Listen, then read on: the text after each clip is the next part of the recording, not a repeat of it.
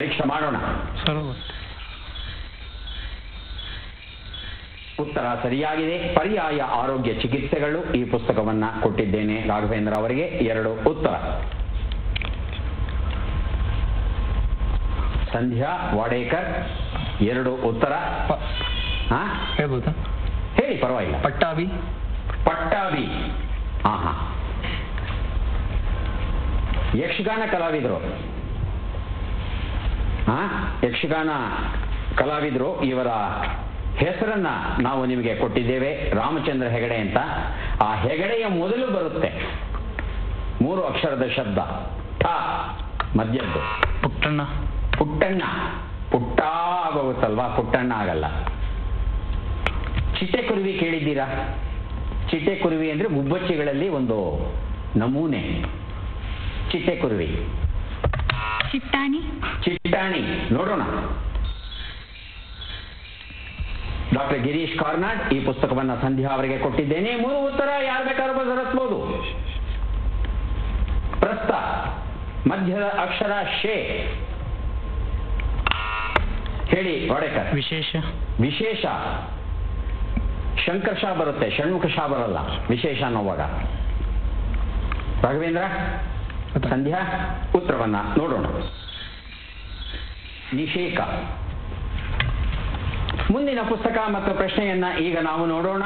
ಗಾಂಧಿಯ ನಾಡಲ್ಲಿ ಹುಟ್ಟಿದವರು ಎನ್ನುವ ಪುಸ್ತಕ. ಬೊಮ್ಮನಾಯಕನಹಳ್ಳಿ ಕೃಷ್ಣಪ್ಪ ಇದನ್ನ ಬರೆದಿದ್ದಾರೆ. ನಾವು ಕೇಳುವ ಪ್ರಶ್ನೆ ಈಗ ಬಂತು. ಈ ಗೀತೆಯ ಹಿನ್ನೆಲೆ ಗಾಯಕಿ ಯಾರು? ಹಾಡನ್ನ ಕೇಳೋಣ, ದೃಶ್ಯವನ್ನ ನೋಡೋಣ.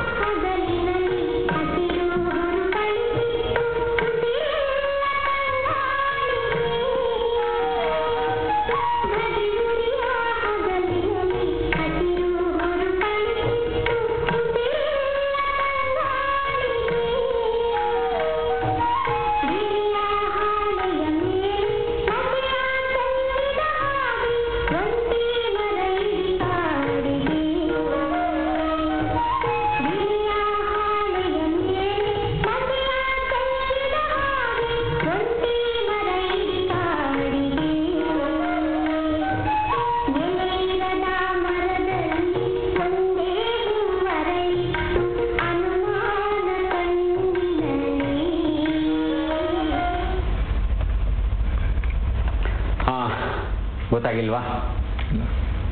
ಆಯ್ಕೆಗಳು ನೋಡೋಣ.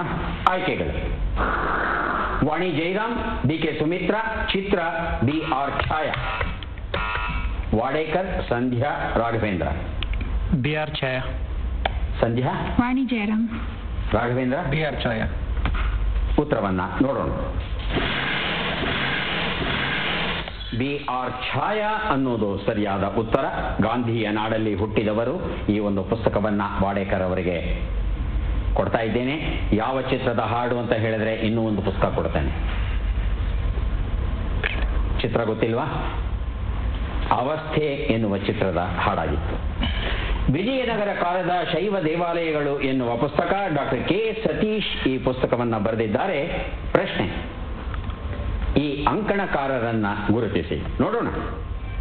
ನಾನು ಪ್ರಸ್ತುತ ಮಾಡಬೇಕಾದಂತಹ ವಿಷಯ ಮಾಧ್ಯಮಗಳಿಗಿರುವಂತಹ ಒಂದು ಜವಾಬ್ದಾರಿ ವಿಷಯದ ಬಗ್ಗೆ ಮಾತಾಡಬೇಕಾಗುತ್ತೆ. ನಾವು ಏನನ್ನು ತೋರಿಸಬೇಕು, ಏನನ್ನು ತೋರಿಸಬಾರದು ಅನ್ನುವಂತಹ ಪ್ರಜ್ಞೆ ಮಾಧ್ಯಮಗಳಿಗೆ ಇರಬೇಕಾದ್ರೆ ತುಂಬಾ ಅವಶ್ಯ. ಒಂದೇನೋ ಸಾಧನೆ ನನ್ನಲ್ಲಿದೆ ಅಂತ ಹೇಳಿ ಅದನ್ನ ಹಾಗೆ ಉಪಯೋಗ ಸರಿಯಾಗಿ ಮಾಡದೆ ಹೋದರೆ ಅನಾಹುತ ಆಗುತ್ತೆ. ಒಂದು ಮಗುವಿನ ಕೈಯಲ್ಲಿ ಒಂದು ಹರಿತವಾದಂತಹ ಚಾಕು ಕೊಟ್ಟರೆ ಏನು ಅನಾಹುತ ಆಗ್ತದೆ ಅಂತ. ಹಾಗೆ ಏನನ್ನು ಕೊಡಬೇಕು ಅನ್ನೋ ಜವಾಬ್ದಾರಿ ಒಂದು ಇದೆಯಲ್ಲ ಮಾಧ್ಯಮಗಳಿಗೆ, ಅದೆಲ್ಲೋ ಸ್ವಲ್ಪ ತಪ್ಪಿ ಹೋಗ್ತಾ ಇದೆ ಅಂತ ಅನ್ಸುತ್ತೆ.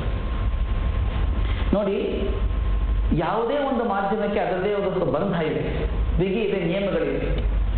ನಿಯಮ ತೂರಿದಾಗ ಅದು